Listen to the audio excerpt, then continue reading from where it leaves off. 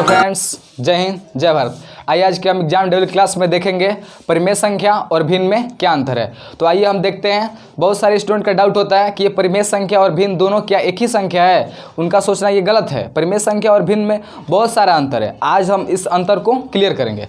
तो यहाँ पर मैं इसका शेड्यूल बनाया हूँ, परिमेय संख्या और यहाँ पर भिन्न।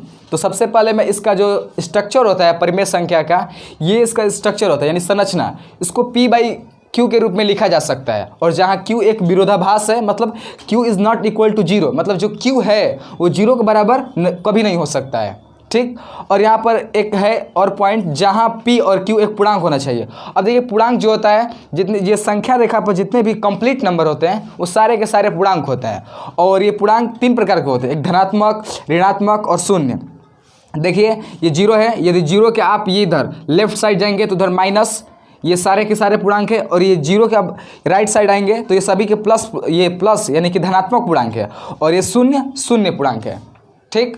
तो जितने भी सब ये कंप्लीट नंबर है, चाहे माइनस में हो चाहे प्लस में हो, वो सारे के सारे पूर्णांक है। तो वही यहाँ पे कह रहा है P और Q पूर्णांक हो सकते हैं और ये होते भी हैं, ठीक। तो आइए आप देखते हैं इसका एग्जाम्पल। मैं इसको मिटाता हूँ। इसका एग्जाम्पल देखिए, जैसे -2 और यहाँ पे 3, ये क्या है? -2 भी एक पूर्णांक है, 3 भी एक पूर्णांक है। तो क्या है ये परिमेय संख्या है।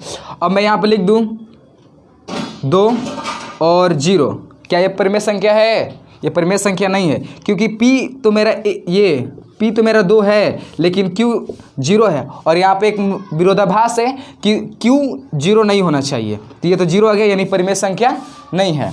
अब यहाँ पर मैं आपको बताता हूँ -4 और -6, क्या ये परिमेय संख्या है, क्योंकि ये भी पूर्णांक है, माइनस का पूर्णांक है, पूर्णांक तो है लेकिन ये ऋणात्मक पूर्णांक है और ये भी ऋणात्मक पूर्णांक है। तो ये भी क्या है? परिमेय संख्या है। तो चलिए आइए देखते हैं भिन्न।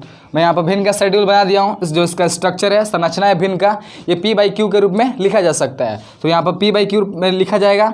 और देखिए यहाँ पर एक प्रतिबंध है, विरोधाभास है कि Q is not equal to zero, जो हमारा Q है वो जीरो के बराबर नहीं होना चाहिए।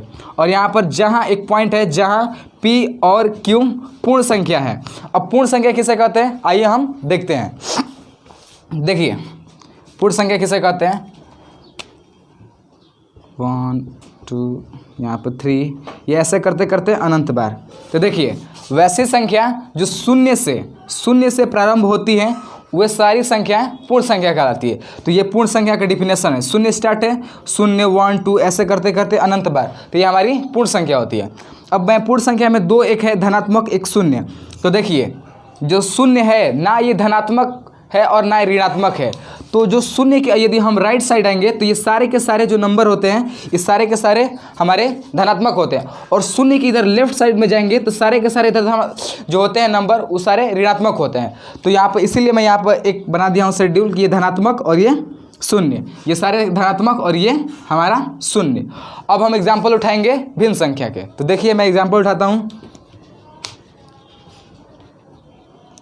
जैसे देखिए अब ये मैं लिखता हूँ 3/2।